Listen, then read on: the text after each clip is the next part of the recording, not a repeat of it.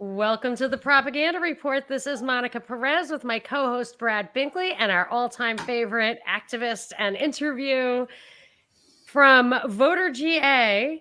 It is the one and only Garland Favorito. Hello, Garland. How are you? Hello, Monica. Hello, Binkley. How are y'all? I'm doing good. Great, but don't you have a really action-packed weekend? I can't believe you made time for us. Well, we had a rally today. As you can see, I'm still decked out in voter GA gear. It was really great. I got a lot of love up there, Nice. and we were able to. We gave away a lot of apparel for a $20 donation. So that worked out great. And by the way, Monica, your apparel is on the way. You'll have it for the next show. Nice. I'm so excited. And Binkley, we'll have to get you yours. We'll let you. I'm gonna give you one color of each hat, and you can pick which one you want. So that's a good looking hat you got on. Maybe I should put a T-shirt on Charlton Heston here. Get the VOTERGA T-shirt and cover up his. You want to cover up that chest there? I mean, he's wearing a fur loincloth, but I like it because it's from Planet of the Apes, where he says, "You maniacs, you blew it up." I feel like that was predictive programming. I don't know. But anyway, so yes, I can't wait. Maybe I'll deck out my whole area with our various swaggy T-shirts. That would be cool. Yeah, babe. So, okay. So you have a rally tomorrow too, right? I don't know. Do I? I haven't checked my schedule. I thought you were busy tomorrow. Did you have two rallies? So you had two things going on this weekend. You don't even know. Oh my God. I did. I thought you had two things. I've lost track. Somebody's got to inform me where I'm supposed to be. I've completely lost track. Wow, so you have people now. Well, my girl, I don't know. My people tell me where to go, and I just go. Sometimes there's a jet there. I don't know. Yeah, that was fun last week. Actually, it was a turboprop. It was a double twin engine prop. And there was one time when Mike Lindell flew everybody to his place, right? He did. Yeah, that was back when we did Absolute Proof. Are we still waiting to see your video contribution to that? Yes, we are still waiting. I'm not sure why he's holding off on that. I think he mainly wanted to focus on Dominion, and my piece of that was pretty small compared to some of the other folks, like the folks in Michigan and who had they had much bigger piece, as well as Dr. Shiva out of Massachusetts. So yeah, well, I don't know where that's going, but we'll see. Now that all eyes are coming back to Georgia, who knows what he might do? Yeah. Let's answer this question real quick. Jolie, we love you too. Thank you so much for your support. We do it most every Saturday. I'm hoping that you will get to actually look at the ballots, and we don't have to do it forever, although we could keep doing it just for fun. But for now, we're hoping that this gets resolved at some point, right? Thank you. Well, yes, that's true. But now, as you know, we filed the lawsuit to ban the Dominion Democracy Suite system in Georgia, 5.5. And so that suit could go longer than the ballot inspection. We don't know. Oh, yeah. So what happened with that? Oh, so this week, we got a response from the state, which is kind of a hoot.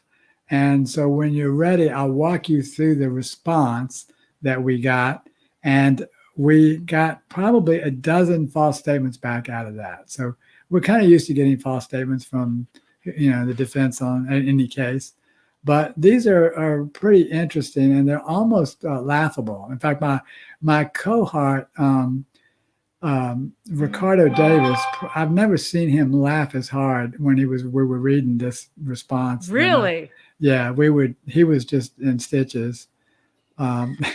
Because you can't make this stuff up. Well, should we get to that, or there's nothing else on the ballot inspection front because you're waiting. This is annoying to me. So the judge last time told the people, said a bunch of, like, the Fulton County officials said a bunch of stuff that wasn't true. And he told them to go back and give him more information about that stuff. Is that correct? Like, they were saying things about the investigation that doesn't even make sense. I don't understand why they got to go next. Like, why did he send them away to come back again? You explained it last week, but I don't think I asked the question in that way. I think he was just really irritated with the defense attorney, because the defense attorney said that, well, you don't do anything because GBI is already investigated. He says, what? I haven't heard anything about a GBI investigation. So he went around the room asking us, our attorneys, have you heard about this? And we all said no, and because there is none. And then I think he also mentioned that our affiant, Susie Voles, had just recanted. That's not really true. And then the thing that really upset the judge was when he said that his protective order was inhibiting a Secretary of State's investigation. So that really fried him. And that's what I think he kind of called him out and said, okay, we're going to have a stay for 20 days. I want to get a report as to what the status of these investigations are. So that's going to be interesting. We'll see that, we still have 10 or 15 days to go on that, at least 10. Well, here's an idea. Since the lawyer lied to the judge, can't you guys petition the judge to start court back up sooner? I mean, I don't know if it works that way, but there should be. I don't think that. We probably could, but I don't know that he would do it. And then it's 30. We have 30 days to respond, so we're going to want to really respond in kind to what his statements are. So it's probably not worth trying to get it earlier, because we're not going to be able to start until January anyway.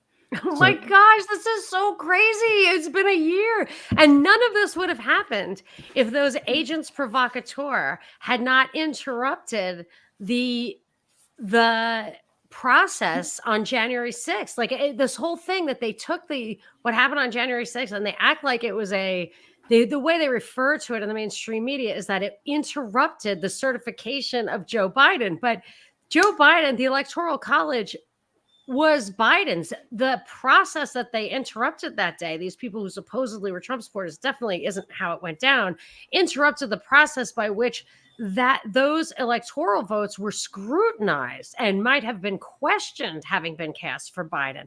You, I, and Binkley, we all expected a 3-day process, 6th, 7th, and 8th, I guess, a 3-day process to investigate those or to vet those electoral votes. And that's what it was interrupted. I can't believe we're going to be a year from then. It would have been resolved. There would have been a 2-week investigation after that.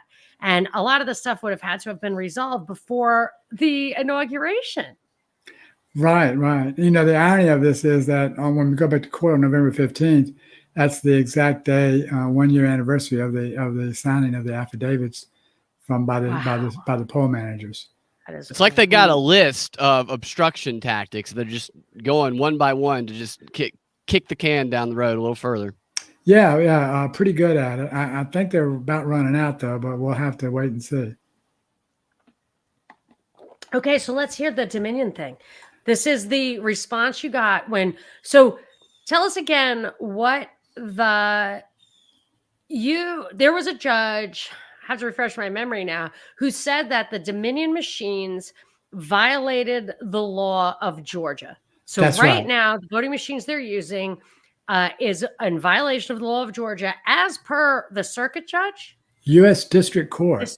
Court, yeah. Wow. Yeah, this was a federal lawsuit. And so just to give you the background, because that's what really makes this humorous. The U.S. District Court ruled on October 11th, 2020, it's Judge Totenberg, it's up on our homepage of our website, that the systems violate Georgia law because they accumulate the votes in that QR code, the in-person votes, and you as a voter cannot verify what's in that code. You can't read it, and there's no way you can verify your votes. So the U.S. District Court explained the law. They said the law requires a human readable text and a vote, elector verifiable ballot. And then the court said, and the voters who vote on this system get none of these things. So she was very clear. She looked at probably the most comprehensive set of evidence ever to have been collected in an election case in Georgia, and she made 250-page scathing rulings. The first one, she said that the Secretary of State was, quote, the office was, quote, not credible, unquote. And then the second one, she made this ruling that the system violates 2 Georgia statutes. And I would point out that the statutes are really to the point. You're not just looking for stuff to get mad about. If you can't verify the vote that you just submitted, and you can't audit the count later, those are the 2 essential elements of election integrity. So it matters. It's not just a technicality. So, absolutely. Yeah. So this didn't happen. So she did that. She pointed out that that the current system, it really is mind-boggling. So, and you're suing. So they came up with an answer to your suit, right? That's what happened this week. And you're going to tell us about that now?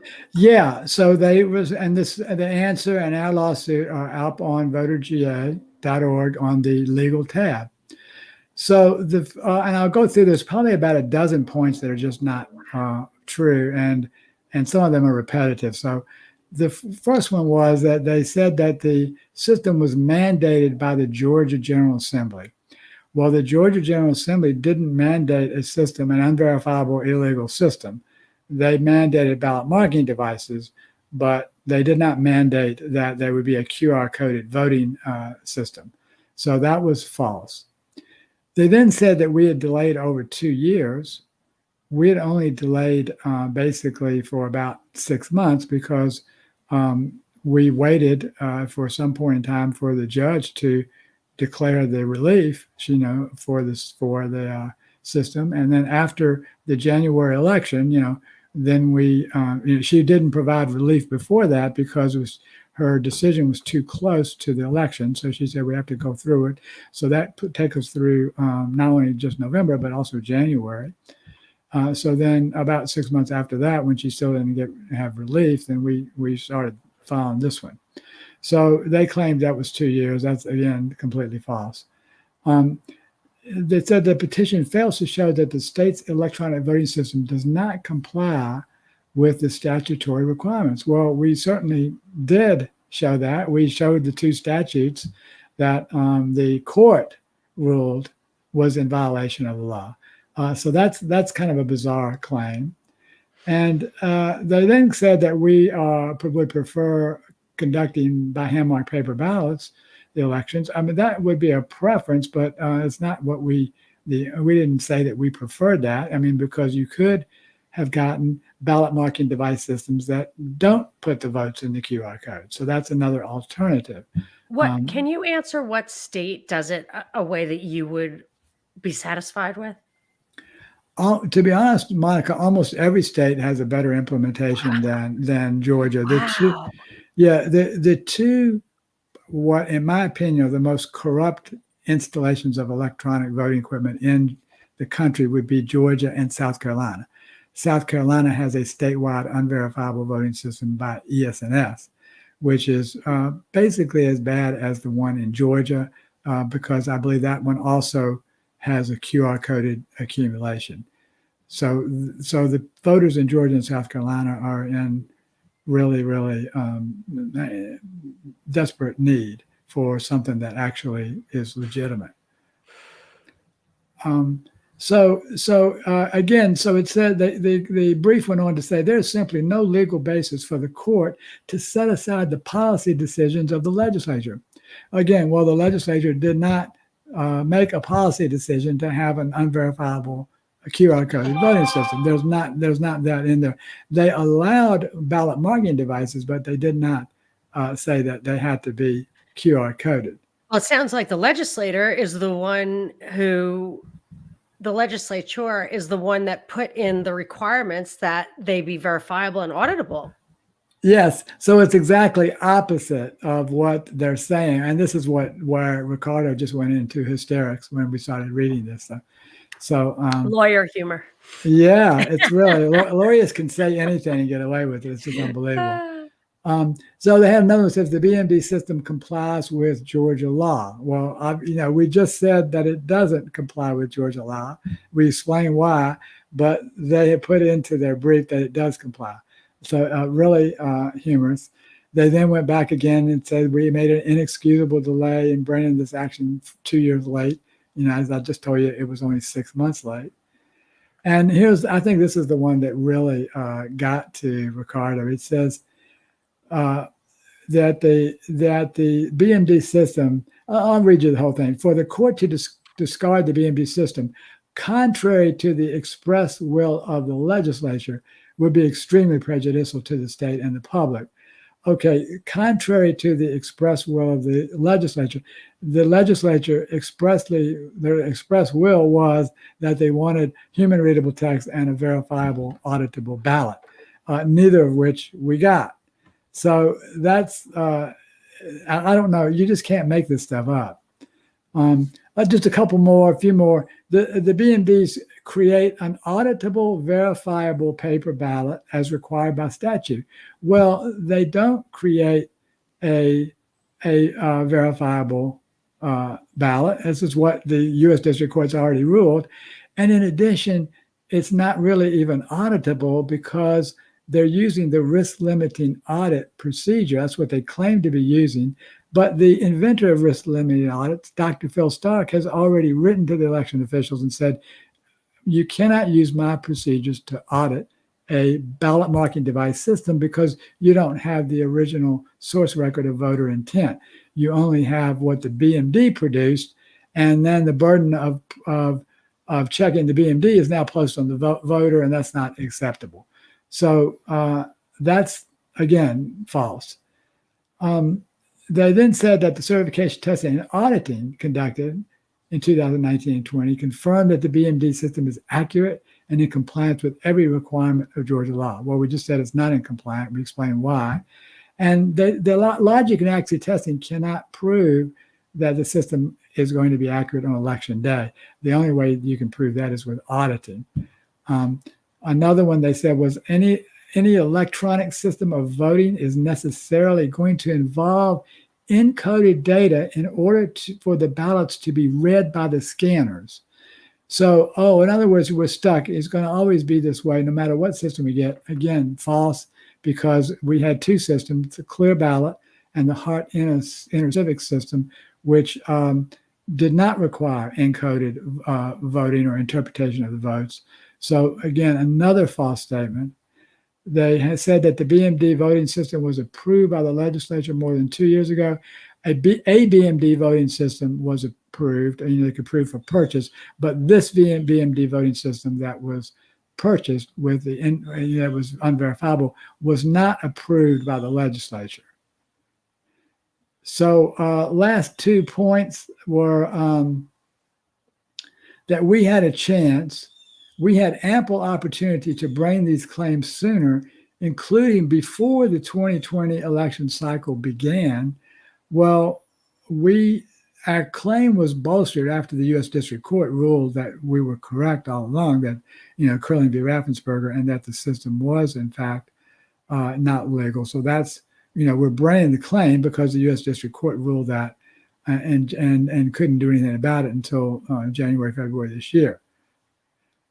So finally, that if we were to change the system, the county elections officials would be left with the choice to implement a voting procedure in violation of state law. That's not really true either. We can choose to implement one that is in compliance with state law. So those, I don't know how many of those are, probably about 12 or 13. That is, and this was just a small brief, but it was chock full of errors, the way that, we've seen so many times before. And they're almost laughable. Some of these are almost laughable. So now what? You just have to answer them one by one? I mean, is this going to go on forever like with the other guy? Who's the judge? The judge in this case is Kimberly Esmond Adams, and we think that she's a good judge. We've had her in a different case before, and she actually knows who I am. So we think that she will be a good judge. So we are hopeful that she'll do the right thing. But she wasn't the original district judge who made this ruling. It's not back to Correct. her. Okay. That's right. We're going into state Supreme Court asking for this now, but the U.S. District Court could choose to make that ruling at any time. So they could grant the relief. The relief that we're requesting is to get the system out of the state of Georgia. Yeah, that would be great. What's preventing them from doing that? Well, yeah, it's a good question, Brad. So they're locked in. Basically, Brad Raffensperger is what it all boils down to, is locked into this system. So he's the one who authorized the purchase of it, and the legislature has grounds to say, look, we explicitly said, put in statutes that means that prevents the system from being legal. So the legislature has an out, whether or not they were sincere about it or not. But Brad has no out on this one that I can see. Brad Raffensperger, it's as though he did not exist when you look into his history before he moved to Georgia. Like, there is no record of his childhood. There's no record of his upbringing. There's no mention of his mom or dad. It's every piece of information about him from his bio is just the same cookie cutter. He kind of reminds me of when John Ossoff came on the scene. It was just very obviously a trained, a groomed operative that was put into a place to do a thing. But I got to looking into him, and there's just nothing on him.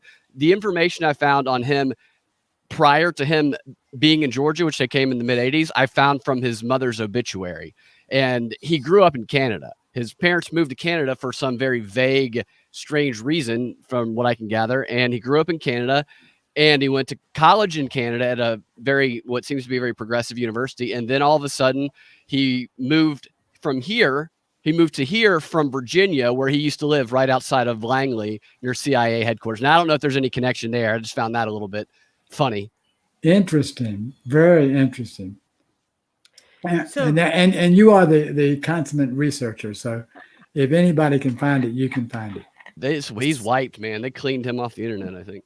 So Regina says that her county in Michigan uses ES&S. Is it a county by county choice, or would that mean that the whole state did that? No, in Michigan, in almost all states, it's a county by county choice. Only South Carolina and Georgia, to my knowledge, have a statewide implementations. Yeah, the more centralized these systems are, I mean, if it's bad for everybody. But also, I think that's how you can really turn an election, if you control it all from kind of one lever.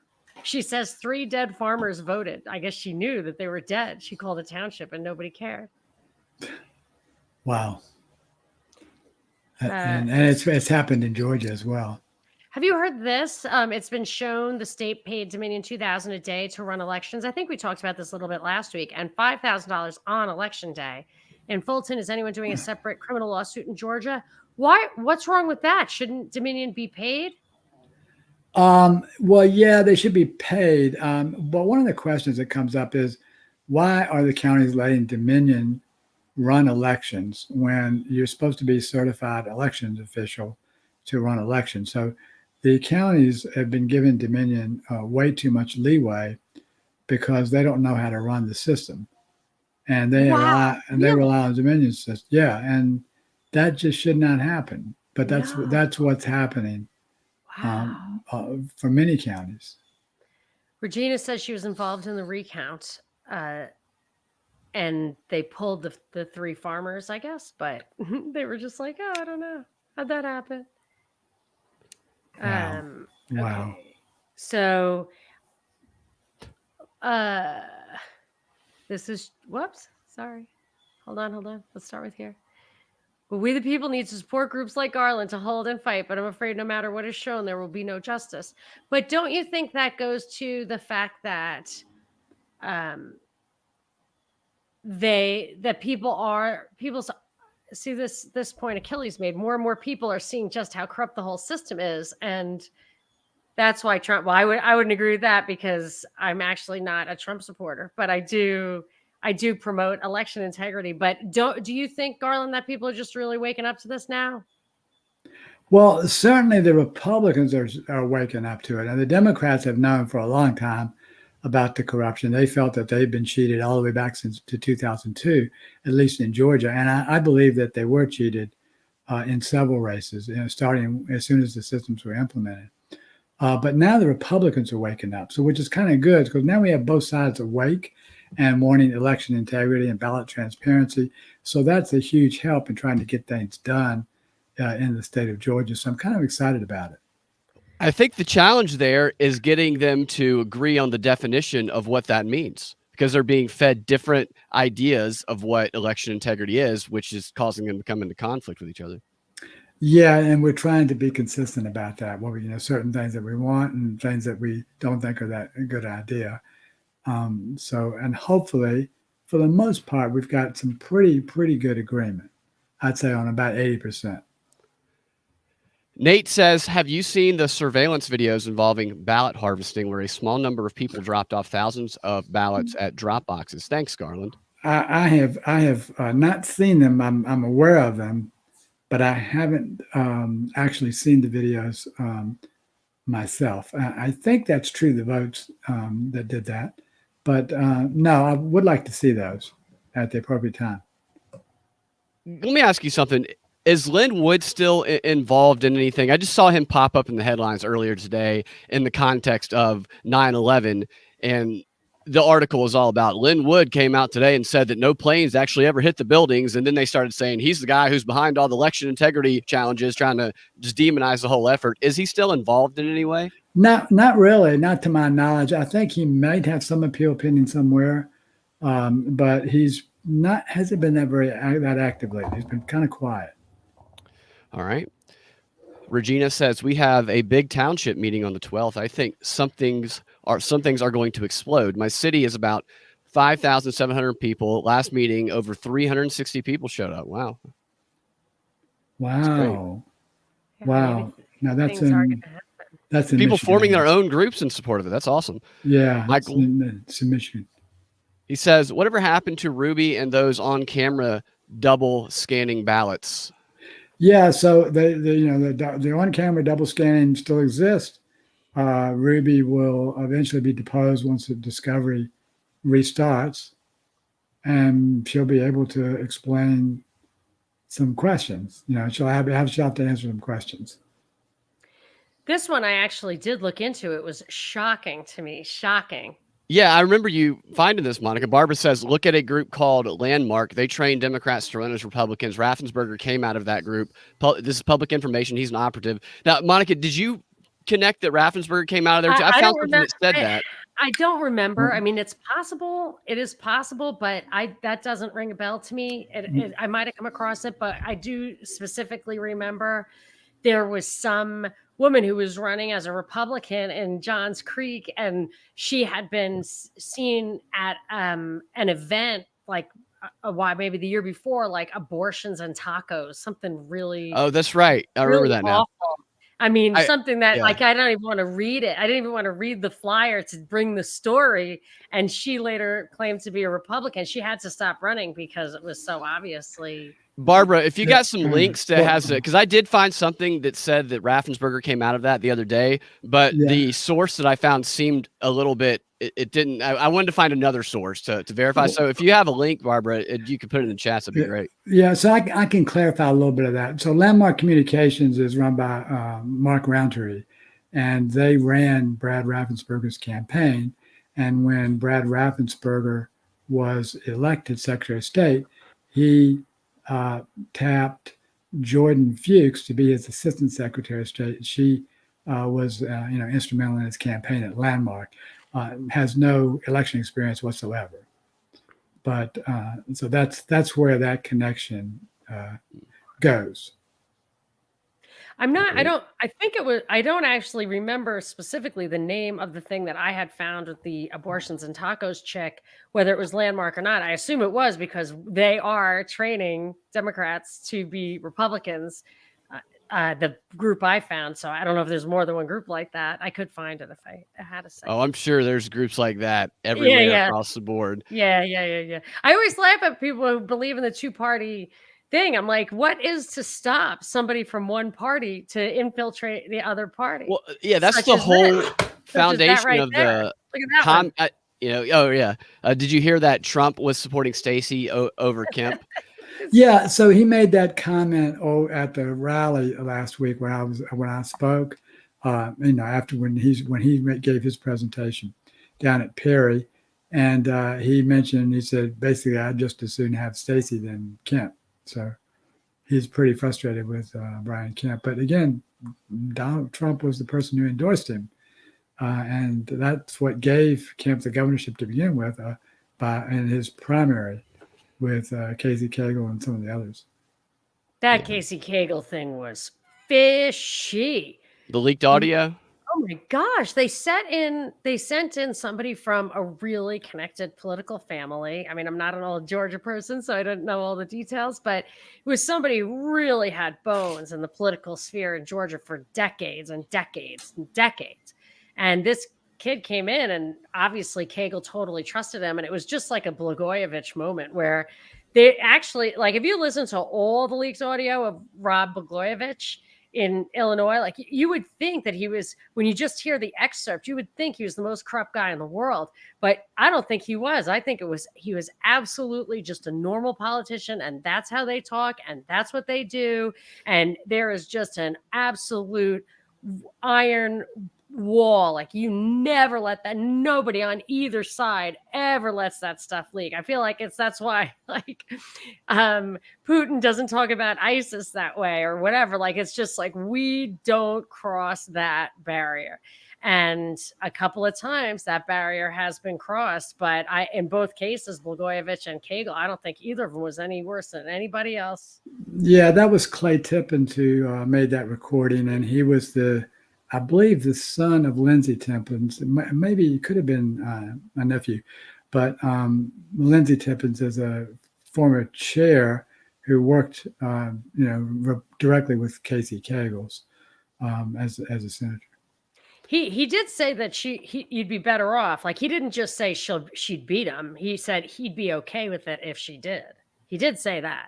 Trump did say that. And you can say, well, he just talks, he just says stuff without thinking, but I don't actually believe that. I think that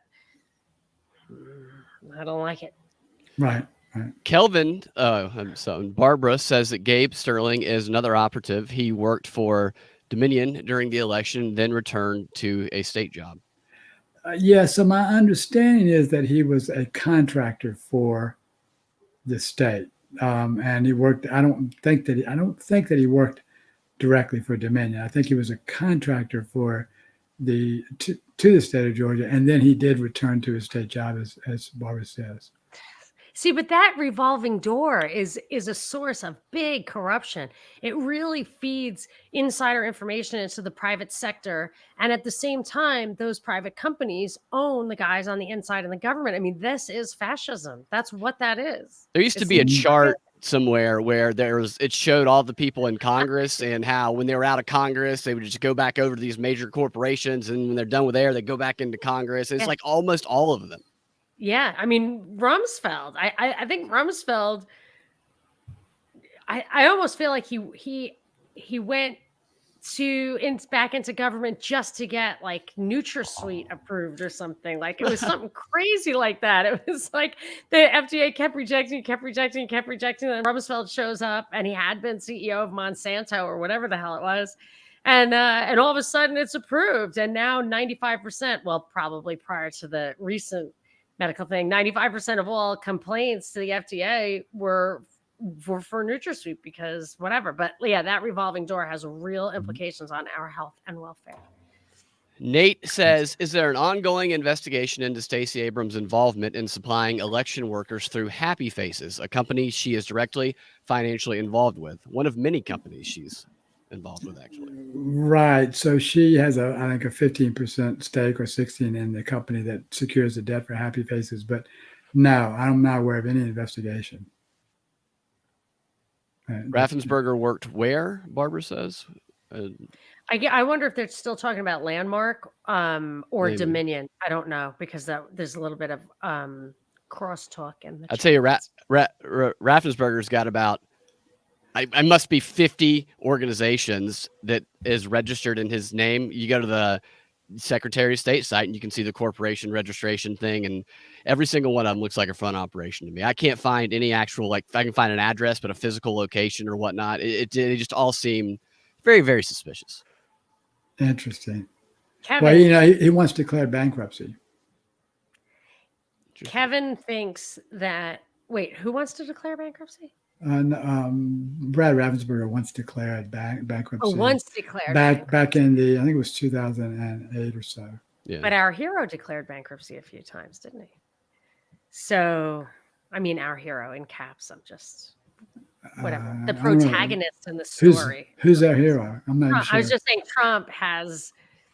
I was being a little. I was trying to use the literary our hero, like the protagonist in the story or whatever. Oh, gotcha. Is Trump, and Trump declared bankruptcy numerous times.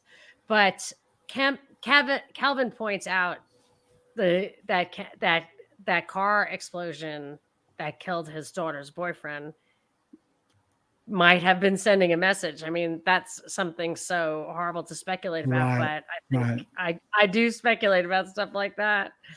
Yep. Nate says, which forensic expert is John Gordon using to inspect the ballots, and is she credible in your opinion? Well, okay, so John Gordon is not involved directly in this case. I think he's trying to help raise some funds. Wow, that's a very good question. I don't know if I could answer that question because it's some information that's pretty touchy. But John is trying.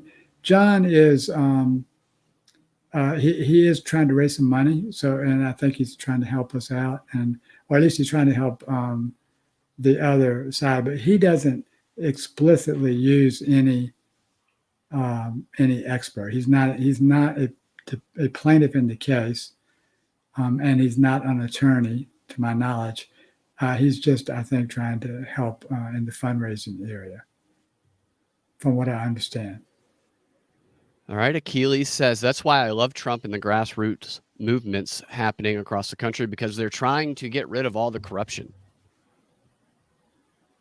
Yeah, I mean, it seems like that they are, sincerely trying to do that. They got to give them credit. And Barbara says that Raffensperger worked for Landmark.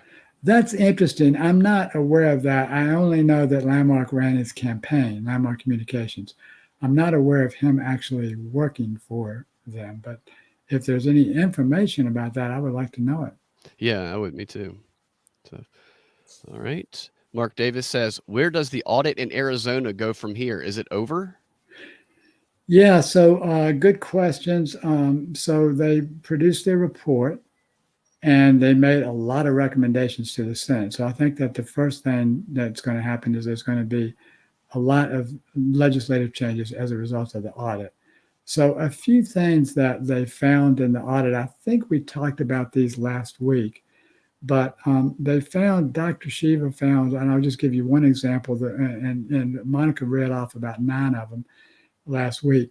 But one of them that struck me was that thousands of ballots were counted that didn't have signatures.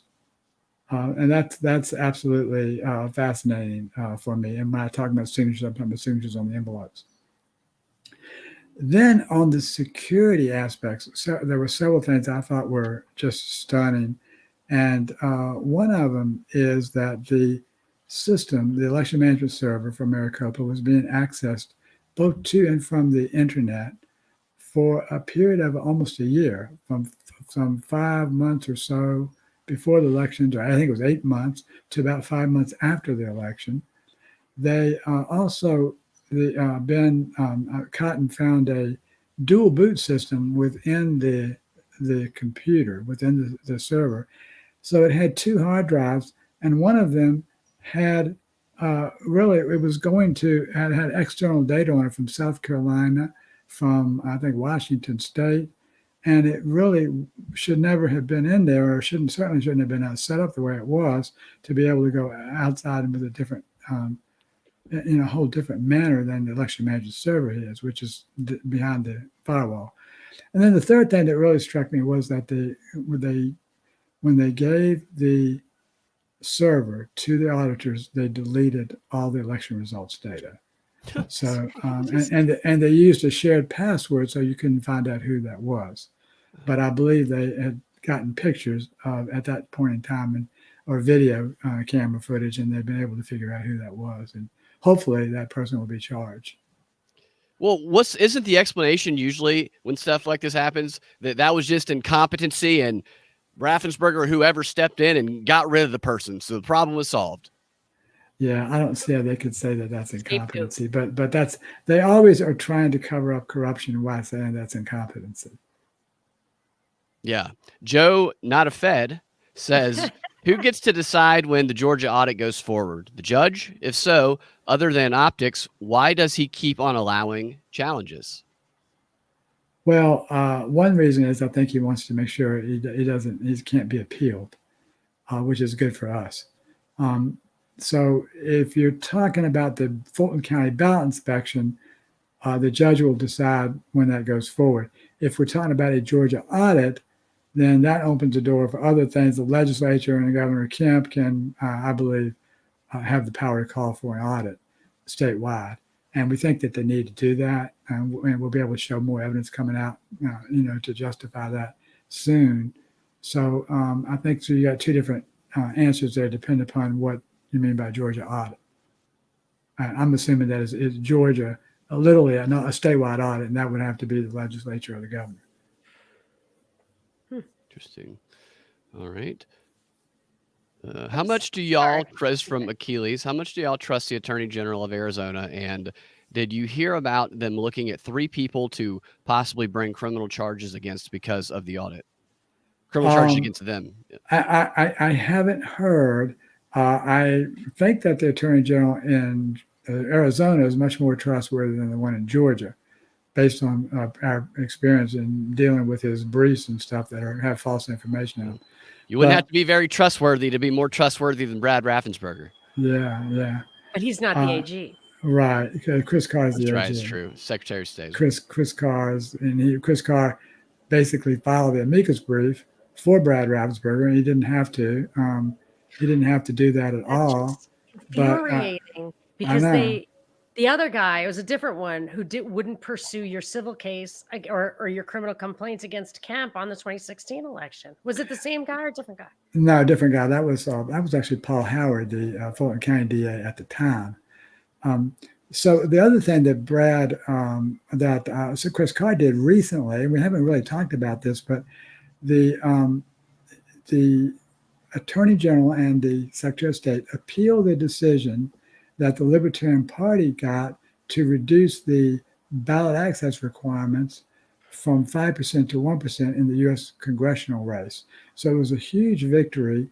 Georgia has the most restrictive ballot access requirements in the country, and the Libertarians were able to get a reduction of that, tremendous reduction, from 5% to 1%. So an 80% reduction by a U.S. district court, and then Chris Carr and Brad Raffensperger turn around and appeal that decision.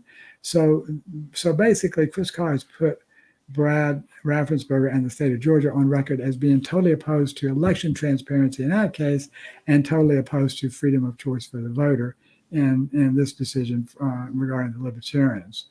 So it's a really disgusting place to be in. You throw in the consent agreement that Chris Carr signed, which basically subverted the signature requirements in Georgia.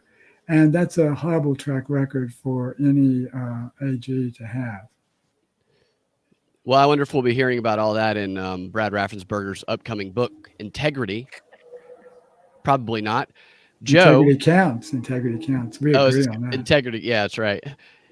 Joe says the Arizona AG still has not arrested the 2 people in the audit found to have wiped out election data. Enough for 1,000 years in jail each. He will cover it up just like Ruby. No justice.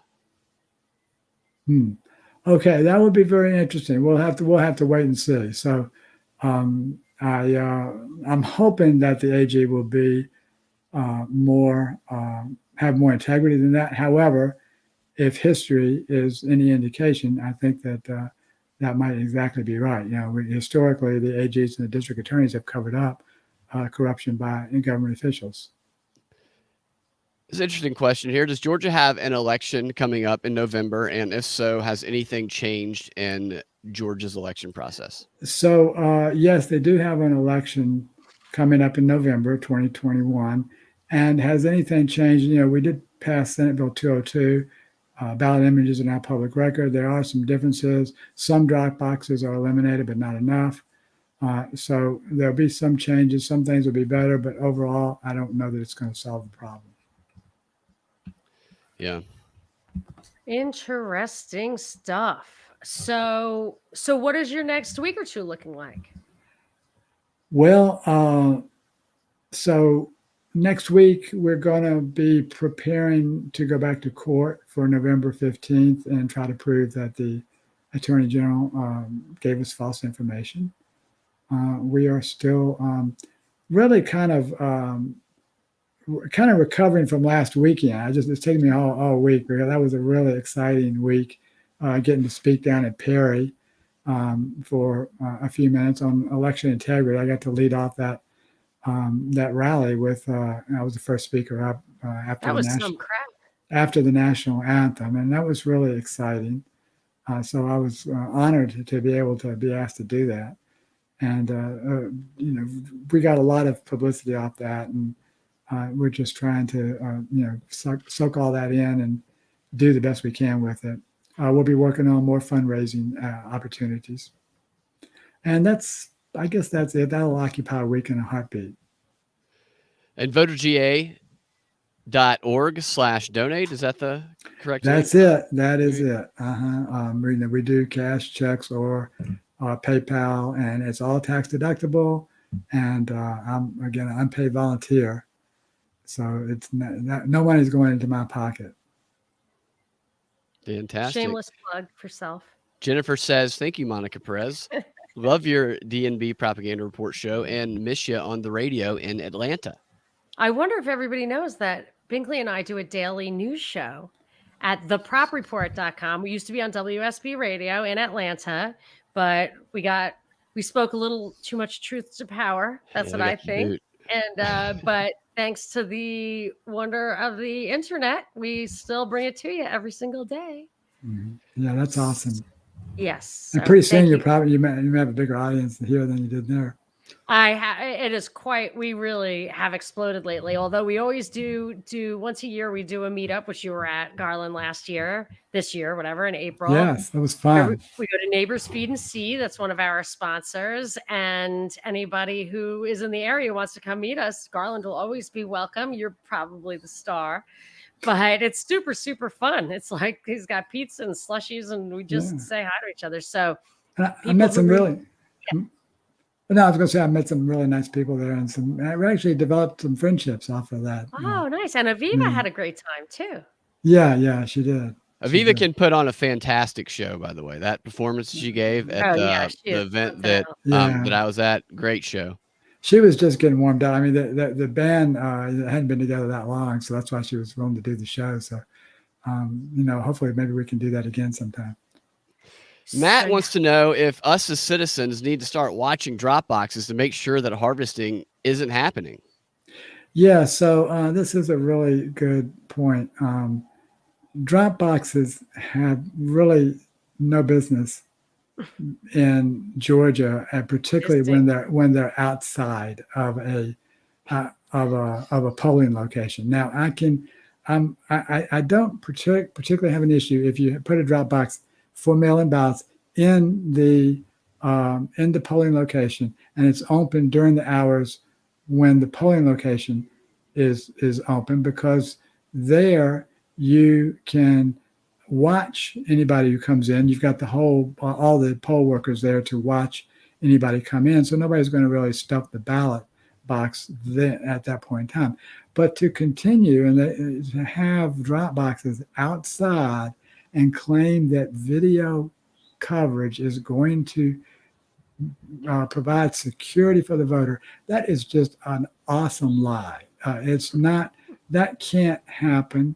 It would take thousands of dollars to get the video, and they wouldn't give it to you until after the election. So this whole premise that you can have an outdoor drop box to drop something in is just a horrendous insult to every voter in the state of Georgia, and that was implemented by Secretary of State Brad Raffensperger.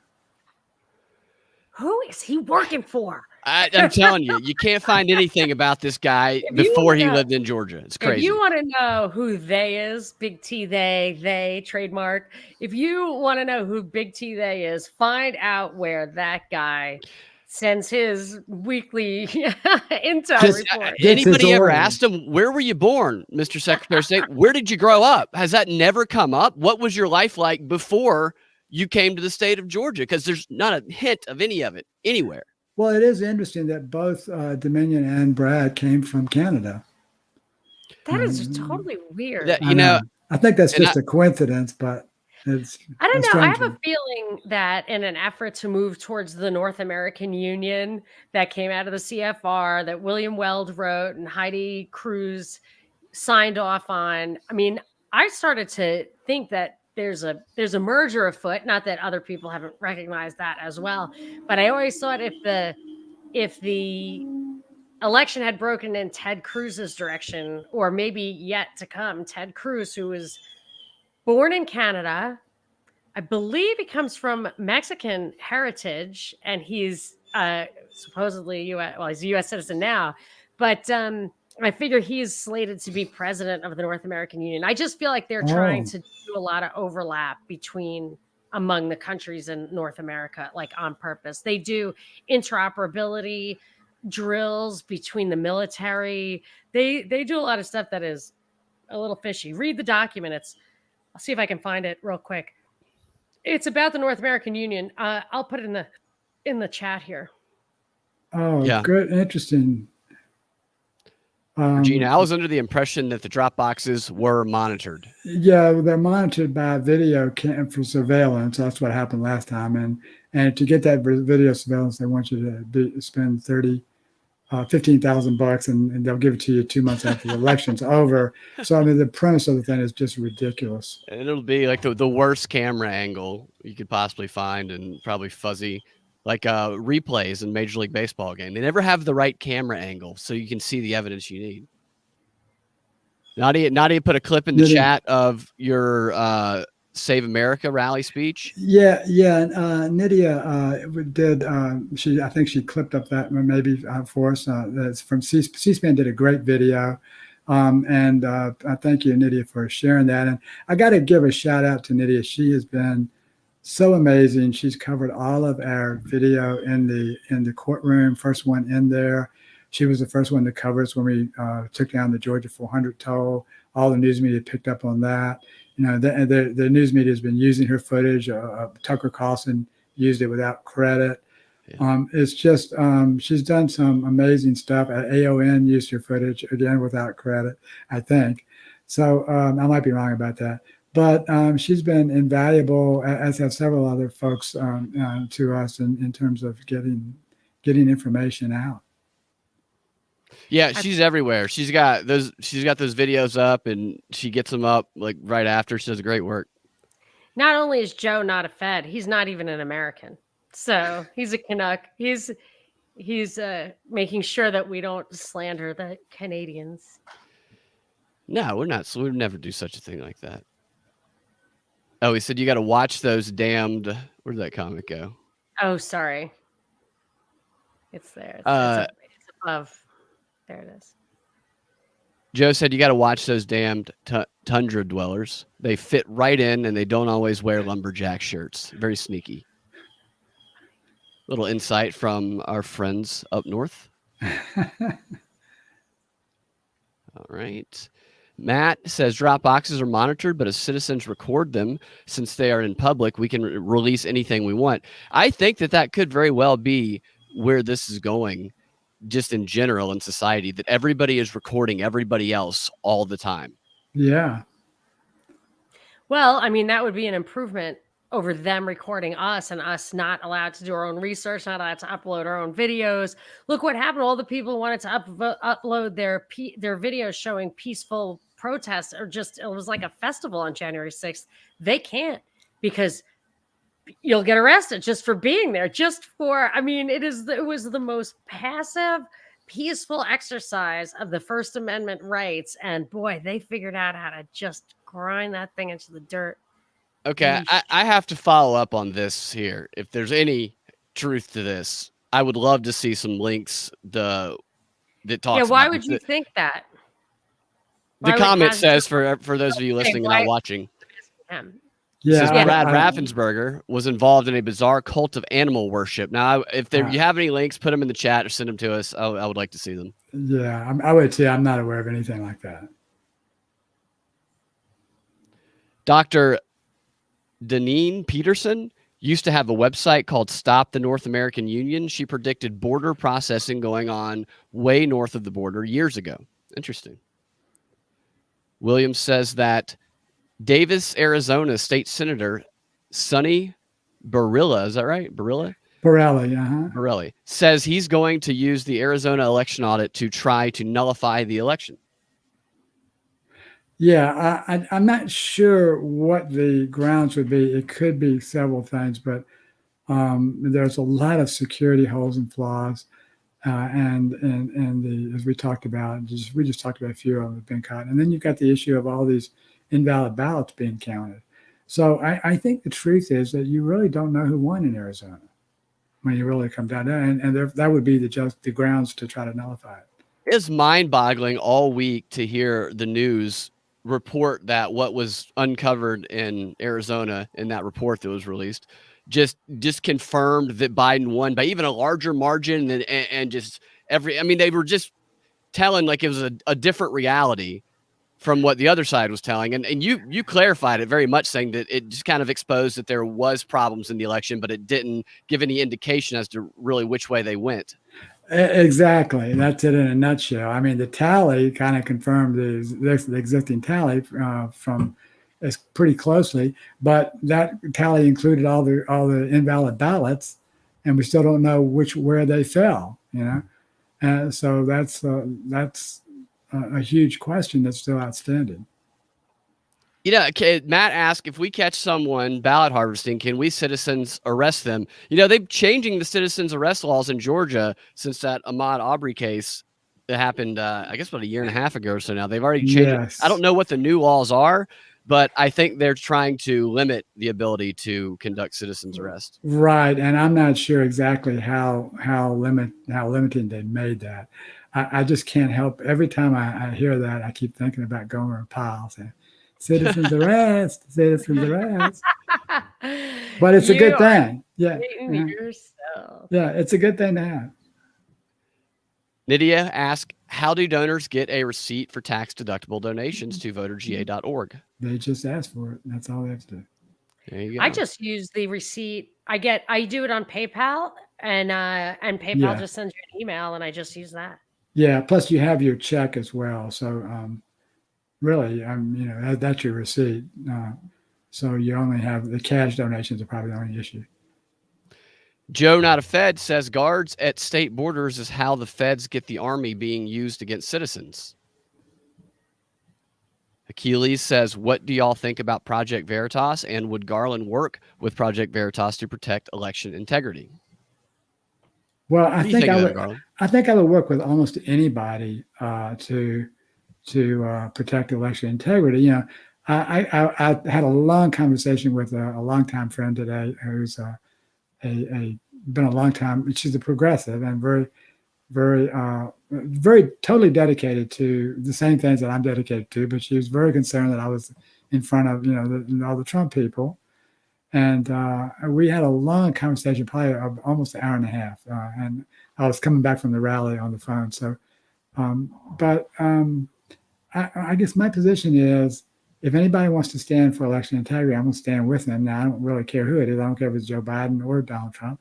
Right now, Donald Trump is standing for election integrity, and I'm glad to stand with him because he's kind of leading this movement nationally right now, and not maybe leading it, but he's a leader in the movement. And shoot, I'm so happy to stand with him or anybody else that wants to lead election integrity in Georgia. Do you think that's what his campaign, if this continues on, which it looks like they're going to try and continue to drag the process out. Do you think that is what his campaign will be based on if he runs in 2024? And do you think he'll run? I would. My guess is yes and yes. I mean, I have a feeling he'll run, and he's going to. I think he's going to be supporting the Republicans and help them try to overtake the Democrats in the House. And then I think he was going to run again. But and yeah, I think that election integrity is his ticket to going back to the White House, because there's half of America doesn't believe he lost. And this is what I was explaining to my friend today. There's from November the 4th on, half of America does not believe that he lost, and they deserve to know the answer as to whether or not he really did lose or not. I don't know. I honestly don't know. I just know there's a lot of evidence out there that appears to indicate that he may not have lost, and we need to just simply open up the kimono and find out what the truth is, and then be done with it, and everybody can be happy. It's going to be quite a story that people will read about in 50 and 100 years. And because that often seems to be, when documents get released and things are declassified and the picture gets painted a little bit fuller, at least it seems to be painted a little bit fuller as time goes by, but hopefully it will be expedited, and we can reveal these truths a little sooner. Hope so. Oh, go ahead. Sorry. Yeah, let's just end on a couple of little notes here. Garland is our only peaceful chance to save Georgia. No pressure. LOL. And then just so people know, go ahead. We got a ton of volunteers that are backing us up, and they take so much of the burden off me. Let me just give you an example. So I showed up today at this rally, and I got so much love. I showed up with our gear in a bag, and the people came up to me and said, we got this. They took the bag, they took the hats, they set them all up on their table. They said, we want to be a part of this. It was the MAGA drag folks. MAGA drag folks. Did they give you the money for the swag later? Not only that, they gave me. So I got half the bag back, and like about $500 in donations that they had collected. We give away fish and loaves kind of thing. Yeah, fish and a loaf thing. Yeah, so we give away a hat or a shirt for a $20 donation. So I get a bag back when I'm leaving with a half a bag and about $500 in cash, which that goes a long way to cover our expenses. So it's just like that everywhere I go. People say, we got it. You take care of it. Go make your presentation. We'll take care of everything else. Well, that's how it should be. You've got a great organization, and that is a reflection of the leadership and the founders and all the people who are on the top too. Exactly. Next time they say, and by the way, next time let us know in advance that you're going to be here or anywhere else, and we'll help you out again. So.